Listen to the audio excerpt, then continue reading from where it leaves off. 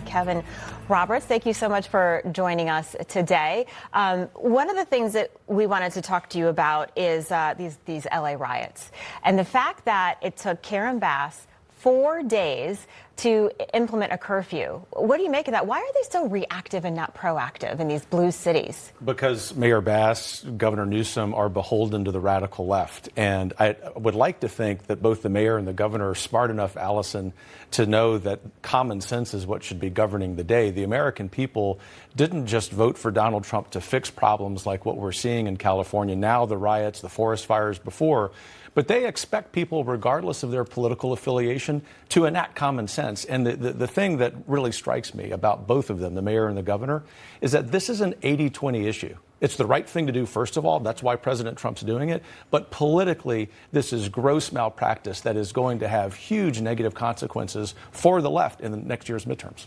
Yeah, Kevin, I mean, as the president of the Heritage Foundation, one of the longest conservative think tanks, 1980, I believe, something along those lines? 1973. 73. Okay, 52 years. I mean, you've been at the forefront of conservative policy for 52 years. Democrats still don't have policy. For the last 10 years, they have been running just anti-Trump.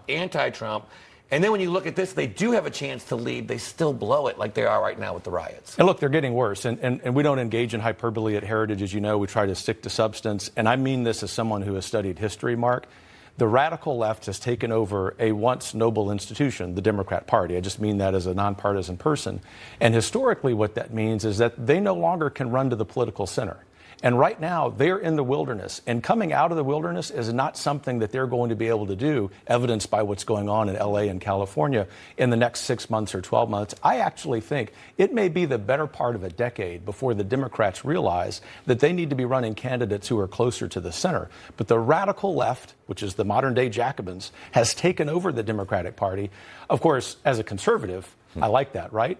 But as an American, I lament that, because it would be good if the American people had two valid choices and they get to make a decision on the size of government, on what foreign policy looks like. Right now, though, the Democratic Party is in full implosion mode. Yeah, to Mark's point, for the last 4 years, all they did was blame Trump, right? They tried to put him in jail. They talked about, how they called him Hitler and all of these things, and they never really talked about policy. And you would think that they would learn from that, but they continue just these riots in LA, anything that happens, they blame Trump, but this talking point isn't working. They're kind of just digging themselves farther into the ground. Look, I'll make a prediction, Allison, based on your excellent observation there, using some early American history. The Whig Party in the 1830s and 40s ultimately ceased to exist because they had a very similar dynamic to the Democrats today. The Whigs of the early 1800s hated Andrew Jackson. It was the only thing they could talk about. Right now, the Democrats only hate Donald Trump. In fact, even the minority leader of the House, Hakeem Jeffries, basically inciting violence against the president, against those of us who deign be conservative activists. This is the kind of thing the American people across the political spectrum reject. And obviously, in the absence of policy, to Mark's earlier point, I think the Democrats are in the wilderness and they deserve every last bit of it. God bless Donald Trump, not just for being smart politically, but far more importantly, doing what's right for revitalizing the American Republic. This, we believe at Heritage, is the beginning of the golden age because of all of these factors.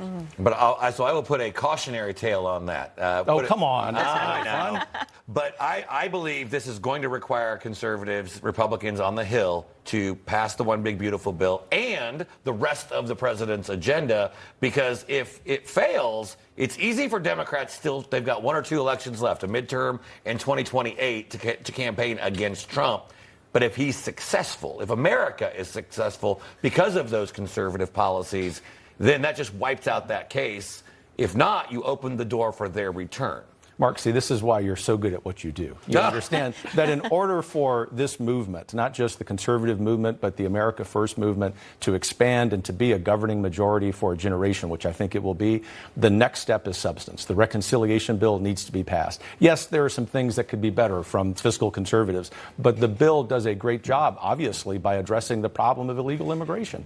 Once that happens and the Congress comes back after the August recess to codify some of the president's agenda, the American people will say, this is what it looks like when you deliver on promises, something they don't expect from Washington. And when that happens, I think it's Katie bar the door for the next step.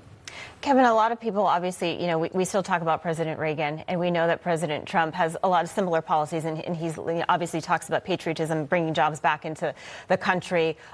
Do you see Americans, just on base of what you've seen, moving more towards patriotism, moving more towards kind of the years of Reagan, moving more towards even faith in their homes? Do you see a switch? Because the last 4 years, we had a lot of stuff that was happening, a lot of, transgender, boys in sports, all of the left, their policies, but people just don't seem to be accepting that anymore. They really don't. And it reminds me of what Winston Churchill said, Allison, that the American people will always get it right once they've tried everything else.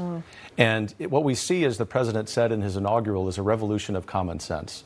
And what's really driving that, to your point, is this rebirth of patriotism. That's evidenced by now, finally, really good recruiting numbers in the Department of Defense. Because of Trump, because of Secretary Hegseth, we're also seeing it, to your point, among the youth. And there is a huge growth of people, young people, moving into more traditional religions. Obviously, which religion they choose is up to each American. It's one of our values as a pluralist republic. But the point is, this return to patriotic, traditional values is something that will go really well for the United States, because this is the time for us to lead, not just for our own people, but also for the entire world. And I know you're a student of history, so I will broaden this real quickly, less than 30 seconds, though. I think this is actually much similar to what we saw happening in the late 1700s, the American Revolution, the French Revolution. You see it with populism, nationalism, in Western Europe, in Canada, making gains where the liberals have controlled forever. I think it may be Trump, it may be expanding across the world, but it's not just here. It's happening everywhere. People are saying, listen to us. We're done with the liberal order. The parallels between the early American period and today are really striking to me and to any student of history, and we ought to celebrate that. All right. Kevin Roberts, president of the Heritage Foundation. Thanks for being here in person this morning. Thank you. You Bet. Good to see you.